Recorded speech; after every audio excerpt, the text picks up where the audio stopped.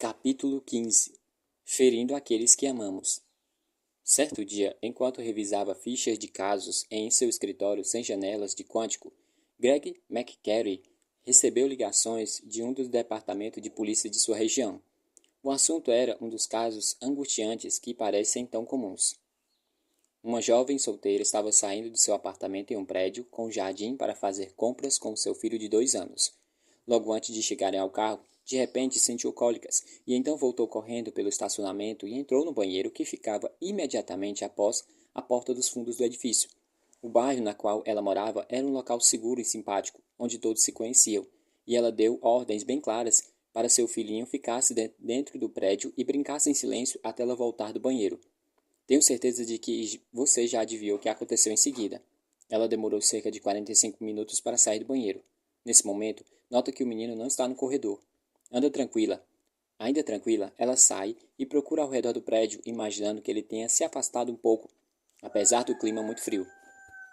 Então ela encontra uma luvas de tricô de seu menininho jogado na calçada do estacionamento sem sinal dele. E é quando ela entra em pânico. Ela volta correndo para a casa e disca o 1911. 911, imediatamente. Desesperada, informa a operadora de emergência que o filho foi sequestrado. A polícia chega depressa e vasculha as redondezas, procurando por pistas. E a essa altura, a jovem está histérica. Os noticiários relatam a notícia. Ela se apresenta diante dos microfones e implora para quem quer que tenha levado seu filho o trazer de volta. Embora a polícia se solidarize com ela, não pode deixar de considerar todas as possibilidades. Então submete a um teste de polígrafo, na qual ela passa. Eles sabem que, em qualquer caso de rapto de crianças, o tempo é essencial, e por isso ligam para Greg. Ele ouve as descrições dos cenários e a gravação do telefonema para o serviço de emergência.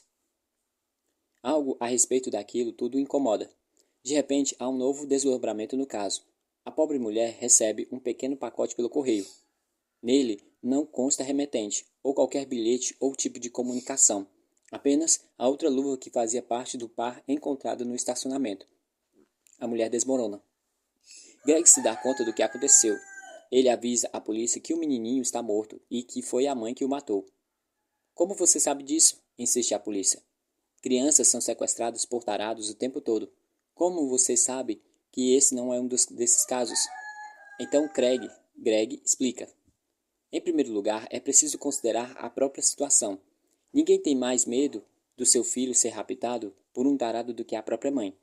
Parece lógico que ela deixasse o filho sozinho por tanto tempo? Se tivesse que demorar no banheiro, não faria sentido que houvesse levado consigo ou improvisado outra solução? E é possível que as coisas tenham acontecido como ela relatou, e então devemos considerar outros fatores. Na ligação para o 911, ela disse claramente que alguém sequestrou o filho dela. Pela experiência de Greg, ele sabia que pais costumavam fazer quaisquer coisas para negar psicologicamente uma situação tão terrível. No calor do momento de uma situação tão histérica, esperávamos que ela afirmasse que a criança fugiu, que ela não sabia onde o filho estava ou algo desse tipo. O fato dela ter usado a palavra sequestrou indica que já pensava na situação que já se desenrolaria. Os apelos chorosos para a imprensa certamente não são incriminadores por si só, embora hoje em dia sejamos todos assombrados pela imagem de Susan Smith, de Carolina do Norte, da Carolina do Sul, implorando pelo retorno seguro de seus 2 filhos, que na verdade ela própria assassinara. Em geral, quando vemos pais fazendo isso, eles estão sendo sinceros. O problema é que esse tipo de exposição pública também costuma legitimar aqueles que não estão agindo com a mesma sinceridade. No entanto, o que de fato convenceu Greg foi o envio da luva. Crianças são sequestradas basicamente por 3 razões. Os sequestradores as levam por dinheiro, pedófilos as levam para gratificação sexual e pessoas patéticas, solidárias e instáveis as levam porque querem desesperadamente ter seus próprios filhos. O sequestrador atrás do dinheiro precisa ser comunicado com a família, seja por telefone ou por mensagem escrita, para apresentar suas exigências. Os dois outros tipos não desejam qualquer contato com a família. Nenhum dos três mandaria um artefato de volta a fim de ratificar para a família que a criança havia sido sequestrada. A família já sabe disso. Quando uma prova de legitimidade do crime é apresentada, vem acompanhada de algum tipo de exigência. Do contrário, não faz sentido. Greg acredita que a mãe houvesse encenado o sequestro, de acordo com a maneira como ela acreditava que um sequestro ocorreria. Mas, para seu próprio azar, ela não fazia a menor ideia de como funcionava a dinâmica real de um crime desse tipo, por isso fracassou na tentativa. Ela claramente não tinha motivo algum para cometer o crime, e desse modo se convencera de que não fizera nada de errado. Portanto, havia conseguido passar pelo polígrafo. Mas Greg ainda não ficou satisfeito. Ele chamou um especialista experiente em polígrafos do FBI e pediu que a jovem realizasse o teste de novo, dessa vez sabendo que era suspeita do crime. Os resultados foram completamente diferentes. Depois de um interrogatório, ela admitiu ter assassinado o filho e levou a polícia para o local onde estava o corpo. Seu motivo havia sido muito mais comum, do qual Craig suspeitava desde o começo. Ela era uma jovem mãe solteira que estava perdendo toda a liberdade dos últimos anos da sua adolescência e juventude por estar presa a uma criança. Conhecer um homem que desejava ter um relacionamento e começar a própria família com ele. Mas ele tinha deixado claro que não haveria espaço para aquele filho na vida que compartilhariam.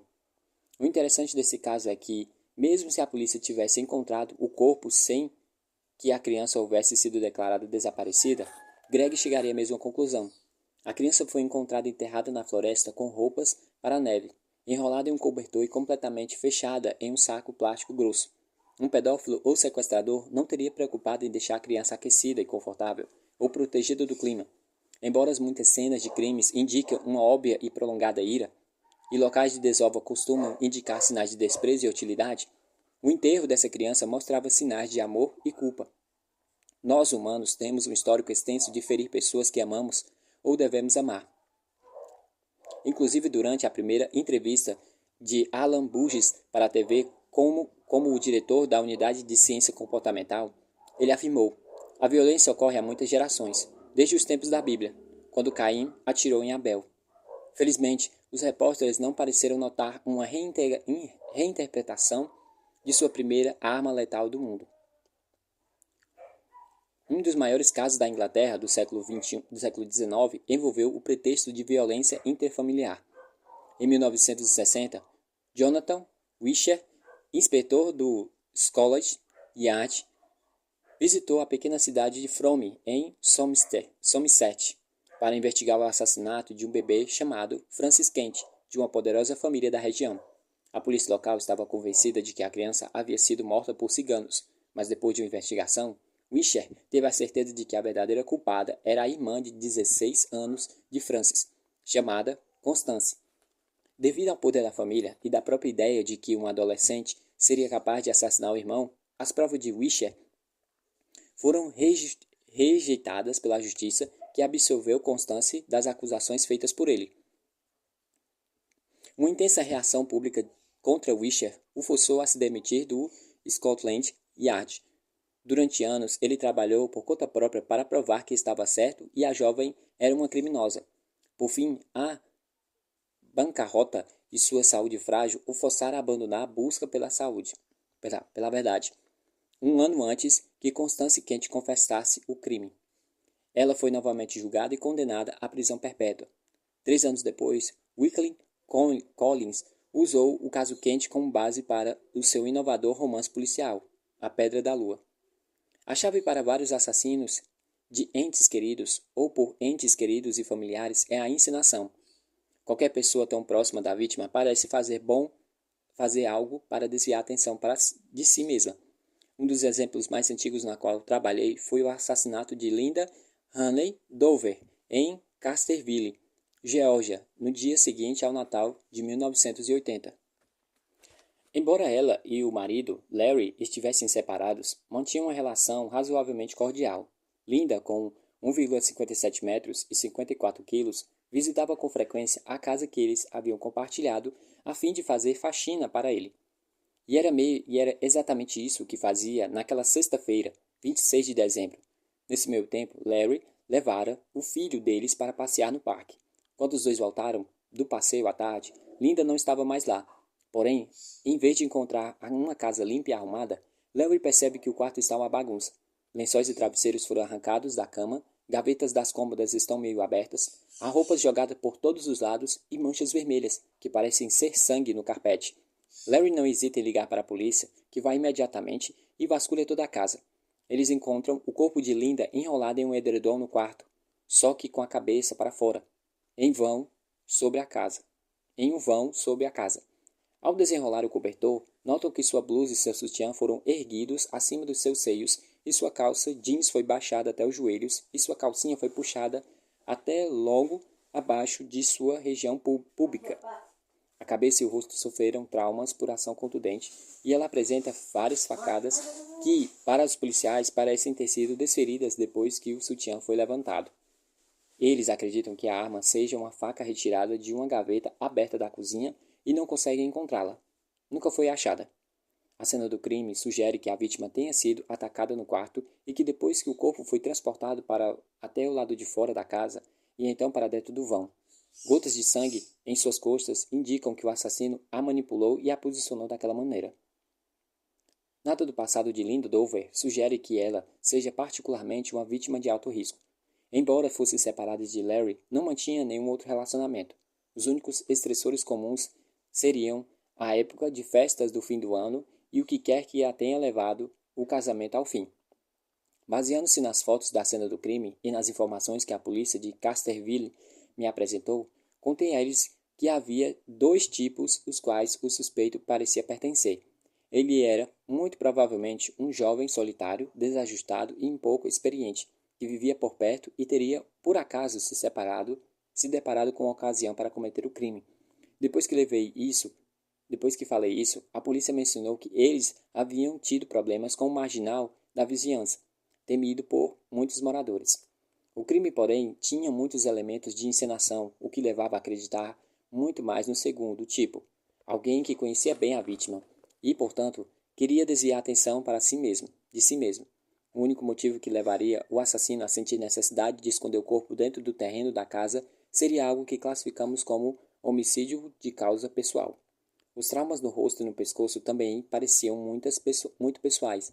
Eu disse acreditar que o suspeito seria inteligente, mas não teria ensino superior, e que seu trabalho exigiria força física. Ele apresentou um histórico de comportamento agressivo e um nível leve de frustração. Seria genioso, incapaz de aceitar uma derrota, e era provável que estivesse deprimido por algum motivo na época do assassinato, provavelmente por razões financeiras. A encenação tinha suas próprias lógicas e racionalidade internas. Quem quer que houvesse brutalizado Linda não queria deixar seu corpo exposto em algum lugar onde outro membro da família o pudesse encontrar, especialmente seu filho. Por isso, o assassino se deu ao trabalho de embrulhá-lo em um cobertor e transportá-lo até o vão. Ele queria que o crime parecesse de cunho sexual, portanto levantou o sutiã e expôs os órgãos genitais. Mas não havia qualquer evidência de estupro ou agressão sexual. Ele acreditou que precisava fazer isso, mas mesmo assim, sentiu-se desconfortável com o fato de a polícia encontrar os órgãos genitais da mulher expostos, então os envolveu em um cobertor. Eu disse que o criminoso parecia excessivamente cooperativo e preocupado a princípio, mas se tornaria arrogante e hostil quando seu álibi fosse questionado.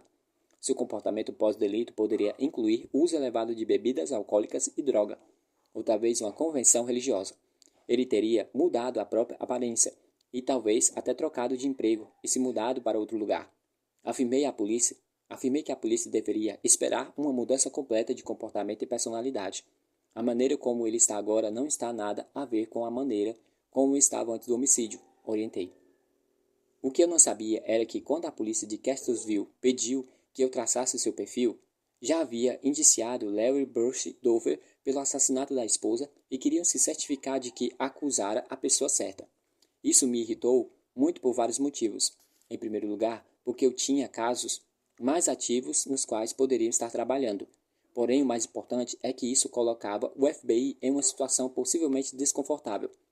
Para a sorte de todos os envolvidos, o perfil coincidia em cheio com o suspeito.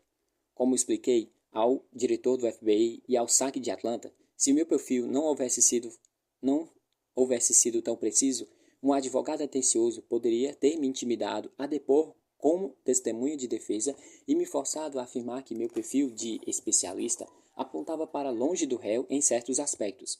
Daquele momento em diante, aprendi a sempre perguntar para a polícia se já havia um suspeito, mesmo que não quisesse saber antes quem era. Apesar de tudo, pelo menos a justiça foi feita nesse caso. No dia 3 de setembro de 1981, Larry Bruce Dover foi condenado pelo assassinato de Linda Honey Dover e sentenciado a passar a vida atrás das grades. Uma variação do tema de ensinação doméstica ocorreu no assassinato de Elizabeth Jane Wilsier Fair, conhecida como Beth, em 1986. Logo depois das 7 da manhã, em um sábado, dia 30 de agosto, a polícia de Wilkes-Barre, na Pensilvânia, foi chamada para a casa de número 75 da rua Beach, onde morava um conhecido dentista e sua família. Ao chegarem, cerca de 5 minutos depois, os policiais Daley Minnick e Anthony George encontraram o Dr. Edward Glenn Lucifer, de 33 anos, deitado no chão, vítima de uma tentativa de estrangulamento e um golpe na cabeça. Seu irmão Neil estava com ele. Neil explicou que morava ao lado da rua e que fora correndo para ajudar depois de ser chamado pelo irmão. Glenn estava atordoado e desorientado e disse que só havia conseguido se lembrar do número do telefone de Neil. Assim que chegou à casa, Neil ligou para a polícia. Os homens afirmaram que a esposa de Glenn, Beth, de 32 anos, e a filha deles, Danielle, de 5, estavam no andar de cima. Todas as vezes que Neil ameaçava subir a escada para conferir o estado das duas, Glenn havia se sentido tonto e voltado a gemer. Então nenhum dos dois subiram. Glenn disse para Neil que temia por um intruso ainda estivesse lá dentro. Os policiais Minnick e George vasculharam a casa. Não encontraram um intruso, mas se depararam com o corpo sem vida de Beth no quarto principal. Ela estava deitada no chão, com a cabeça voltada para o pé da cama. Pelos hematomas no pescoço, a espuma escorrendo ao redor da boca e a coloração azulada do seu rosto parece que foi estrangulada manualmente. Os lençóis estão manchados de sangue, mas seu rosto parece ser limpo. Ela veste apenas uma camisola que foi levantada até a cintura. Danielle dorme no quarto ao lado de Lisa. Ao acordar, relata para a polícia não ter ouvido nada, nenhum som das coisas se quebrando, de pessoas brigando ou qualquer tipo de comoção. Sem descrever a cena do andar de cima, Minnick e George descem novamente e perguntam ao Dr. Lucifer o que aconteceu. Ele diz que foi acordado logo ao amanhecer por um barulho parecido como alguém invadindo a casa. Ele pegou sua arma na mesa da cabeceira e foi investigar sem acordar Beth. Ao se aproximar da porta do quarto, viu um homem grande perto do topo da escada. O homem não pareceu vê-lo, então Glenn o seguiu escada abaixo, mas o perdeu de vista, voltando a procurá-lo pelo primeiro andar. De repente foi atacado por trás por algum tipo de cabo ou garrote, mas conseguiu soltar a arma e deslizar os dedos sobre o objeto antes que ele apertasse seu pescoço. Glenn então deu um chute para trás, acertando a virilha do homem e fazendo com que soltasse. Mas, antes que Glenn conseguisse se virar, foi atingido na cabeça e desmaiou. Ao acordar, algum tempo depois, ligou para o irmão. Os ferimentos do Dr. Lucifer não parecem graves para a polícia ou para os paramédicos chamados. Uma contusão atrás da cabeça, marcas rosadas na nuca e pequenos arranhões nas costelas do lado esquerdo e do peito. Mas eles não querem correr risco nenhum, por isso o levam para a unidade de emergência. O médico também não considera seu caso muito grave, mas o interna porque o dentista afirma ter ficado inconsciente. A polícia suspeita que a história de Lucifer desde o princípio. Não parece lógico que um intruso invadisse uma casa pela janela no segundo andar em plena luz do dia. Do lado de fora, eles encontram uma escada velha levando à janela do quarto dos fundos, supostamente usada para invadir a casa. Mas a escada é tão instável que não parece ser capaz de sustentar uma pessoa de estatura mediana. Estava apoiada na lateral da casa, com os degraus voltados para o lado errado. Então, também não havia causado qualquer afundamento no chão macio que indicava que o peso tivesse sido colocado sobre ela, além de não ter causado qualquer marca nos canos de alumínio nos quais estava apoiado.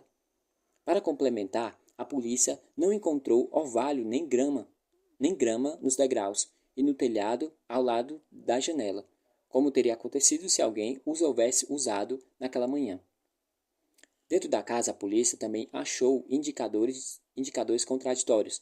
Nenhum objeto de valor teria sido levado, nem mesmo as joias que estavam à mostra no quarto. E se o objetivo do intruso fosse matar, por que não por que deixaria um homem inconsciente com uma arma por perto no andar de baixo enquanto voltava para o segundo piso para assassinar, mas não agredir sexualmente sua esposa? Dois detalhes eram especialmente perturbadores. Se Glenn fora enforcado a ponto de desmaiar, por que não havia marcas na frente do pescoço? E a parte mais insondável de todas, porque nem Glenn nem seu irmão, Neil, tinham subido para ver como estava a esposa, como estava Betty e Danielle. Para complicar mais ainda as coisas, a história do Dr. Lucifer evoluiu com o tempo. Sua descrição do intruso foi se tornando cada vez mais clara à medida que ele se lembrava de mais detalhes. Lucifer disse que o homem vestia um moletom escuro, usava meia calça para esconder o rosto e tinha bigode. Ele se contradisse em vários detalhes. Falou para familiares que tinha saído e ficado fora até a tarde na mesma noite de sexta-feira, mas que havia conversado com a esposa antes de dormir. E declara que a polícia não a acordara. E declara para a polícia que não a acordara. Inicialmente ele afirma que cerca de $1.300 haviam sido roubados de uma gaveta, mas desmentiu isso depois, quando a polícia encontrou um recibo do depósito nesse valor. Quando a polícia tentou questioná-lo ao chegar em casa, após receber a chamada de emergência, ele pareceu semi-inconsciente e confuso. Porém, no hospital, ao ser informado da morte da esposa, afirmou ter ouvido a polícia chamar um médico legista. Enquanto durou a investigação, Glenn Lucifer criou cenários novos e mais elaborados para explicar o ataque. O número de intrusos acabou aumentando para 2. Ele havia admitido que tivera um relacionamento com uma ex-assistente, mas dissera para a polícia que o caso terminara no ano anterior. No entanto, confessou mais tarde que se encontrava e teve relações sexuais com uma mulher alguns dias antes do assassinato. Além disso, esqueceu-se de informar a polícia sobre o outro caso que vinha mantendo ao mesmo tempo com uma mulher casada. Os amigos de Beth Lucifer disseram para a polícia que, embora ela amasse o marido e tivesse tentado fazer as coisas darem certo, estava cansada de seu comportamento, especialmente das sextas-feiras em que ele voltava tarde para casa, que havia se tornado frequentes. Dias antes de ser morta, ela comentara com uma amiga que tomaram atitude se Glenn voltasse para casa tarde, de novo na sexta-feira seguinte. Depois das entrevistas iniciais em casa e no hospital, Glenn se recusou a voltar a falar com a polícia por orientação de seu advogado, de modo que a polícia passou a se concentrar suas atenções no irmão, Neil. Sua história da manhã em questão parecia quase tão estranha quanto a de Glenn. Ele se recusou a passar pelo polígrafo, afirmando ter ouvido que os testes costumavam ser imprecisos e temer um resultado prejudicial. Depois de diversos pedidos da polícia, a família de Beth e da pressão da imprensa para que ele cooperasse com a investigação, Neil aceitou ser interrogado no tribunal em outono. Por volta de 10h15 da manhã, 15 minutos depois do horário marcado para a entrevista, Neil morreu em uma colisão frontal com seu pequeno Honda e um caminhão Mack. Ele estava perto do tribunal na hora do acidente. O inquérito do médico legista classificou sua morte como suicídio. Porém, mais tarde, levantou-se a possibilidade de que ele tivesse errado a entrada do tribunal e estivesse tentando retornar nervosamente. Talvez nunca saibamos o que aconteceu de verdade, mais de um ano depois do assassinato, a polícia de Wilkes Bay tinha acumulado uma grande quantidade de evidências circunstanciais que apontavam para Glenn Lucifer como o assassino da esposa, mas não contavam com nenhuma evidência concreta e, portanto, nenhuma prova com qual indiciá-lo. Suas impressões digitais de seu cabelo foram encontradas na cena do crime, mas era o quarto dele, então isso não significava quase nada. A polícia acreditava que qualquer garrote ou roupas sanguentadas que ele houvesse usado no dia poderia ter sido descartadas no rio próximo à sua casa antes de Glenn ligar para o irmão. A única chance que eles tinham de prendê-lo e condená-lo era reforçar, com a opinião de especialista, que o assassino fora cometido que o assassinato fora cometido por alguém que conhecera a vítima pessoalmente e encenara a cena do crime. Em janeiro de 1988, a polícia de Weeks Bay pediu que eu providenciasse uma análise do crime. Depois de averiguar o material, que àquela altura já era muito volumoso, concluí rapidamente que o assassinato de fato fora cometido por alguém que conhecia a vítima e que havia encenado a cena do crime para encobri-lo. Como a polícia já tinha um suspeito, não quis traçar nosso perfil normal ou apontar um dedo diretamente para o marido, mas tentei oferecer minha munição à polícia para que a ajudasse a dar sustentação ao pedido de prisão. Uma invasão diurna e durante o final de semana naquele bairro, em uma casa com 2 carros estacionados na frente, era um crime de risco extremo contra vítimas de baixo risco. A possibilidade de um assalto seria bastante improvável. Parecia completamente inconsistente com tudo o que tínhamos visto durante todos aqueles anos de pesquisa e consulta de casos pelo mundo, que um intruso entrasse na janela do segundo andar e na mesma hora seguisse para o primeiro, sem conferir os quartos por onde passou.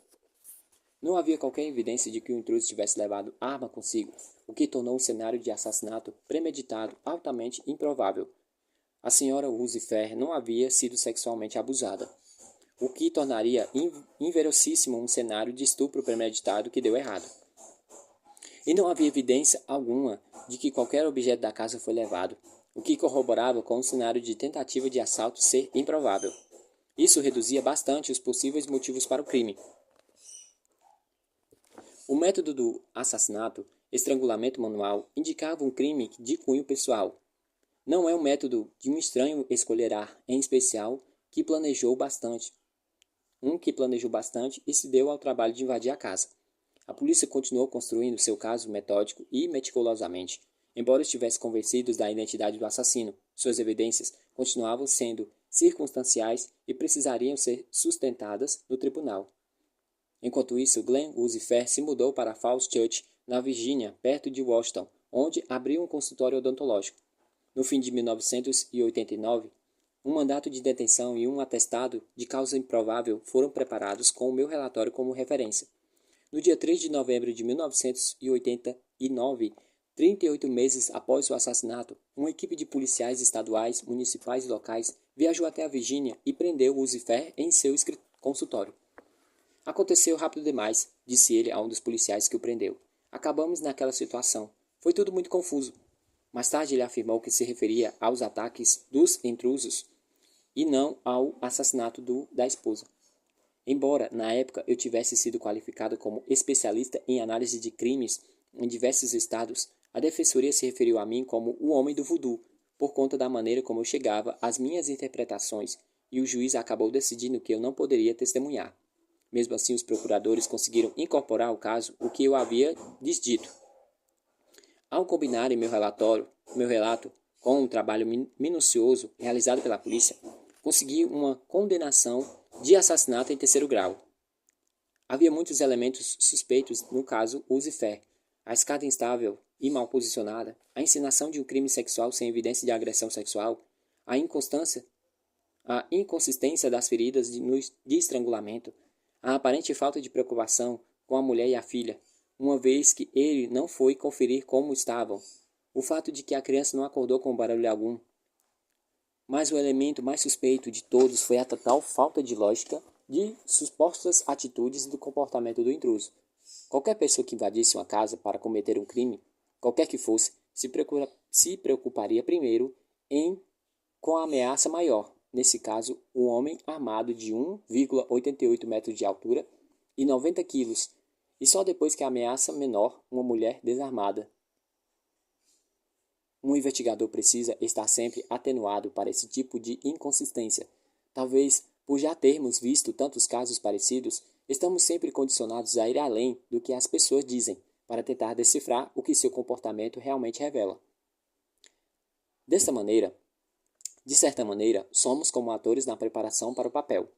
O autor lê as falas nas páginas do roteiro, mas quer realmente atuar com o subtexto, ou seja, com o que está atrás da cena. Um dos exemplos mais claros ocorridos Em 1989, é o assassinato de Carol Stewart e o ferimento grave de seu marido, Charles, em Boston. Antes de ser encerrado, o caso se tornou um causa célebre e quase dividiu a comunidade. Certa noite, o casal dirigia para casa por Roxbury, voltando de uma aula sobre parto natural, quando foi aparentemente atacado por um homem grande e negro ao parar o carro em um sinal vermelho. Ele atirou em Carol, de 30 anos, e depois atacou Charlie, de 29, que sofreu graves ferimentos abdominais e precisou ser submetido a 16 horas de cirurgia. Embora os médicos de Brigham and Women Hospital tenham trabalhado incansavelmente para salvar Carol, ela morreu horas depois. O parto do filhinho deles, Christopher, foi realizado ao mesmo tempo com uma cesariana, mas ele acabou morrendo algumas semanas depois também. Charlie ainda se recuperava no hospital durante o grande funeral de Carol, que recebeu muita atenção da imprensa. A polícia de Boston entrou em ação imediatamente, reunindo todos os homens negros que conseguiam encontrar, cuja descrição se encaixasse no qual Charlie fizera do criminoso. Por fim, ele apontou um a um na fila de identificação policial. No entanto, pouco depois, sua história começou a se esfalecer. Seu irmão, Matthew, duvidou que um assalto tivesse acontecido, na verdade, quando Charlie o chamou para ajudá-lo a se desfazer de objetos supostamente roubados. Um dia depois de que o procurador distrital anunciar que indiciaria Charles Stewart pelo assassinato, Charles cometeu suicídio saltando de uma ponte. A comunidade negra ficou compreensivelmente inconformada com a acusação que ele fizera, assim como aconteceu 6 anos depois, quando Susan Smith acusou falsamente um homem negro de sequestrar seus 2 filhos. No caso de Smith, no entanto, o xerife local da Carolina do Sul se esforçou ao máximo para solucionar o problema. Cooperando com a imprensa e com as autoridades federais, como o nosso agente Jim Wright, ele desvendou a verdade em questão de dias. No caso de Stewart, as questões não se resolveram de maneira tão eficiente, embora eu acredite que pudesse ter resolvido no caso da polícia, houvesse analisado com cuidado o que Stewart disse para eles e comparado o relato com o que se parecia ter acontecido na cena. Nem todos se esforçarão tanto para encarar um crime. Quer dizer, nem todo mundo é capaz de atirar em si mesmo de forma tão grave apenas para criar um álibi. Mas, como no caso de Lucifer, quando o criminoso ataca a ameaça menor primeiro, que na maioria dos casos são as mulheres, deve haver um motivo.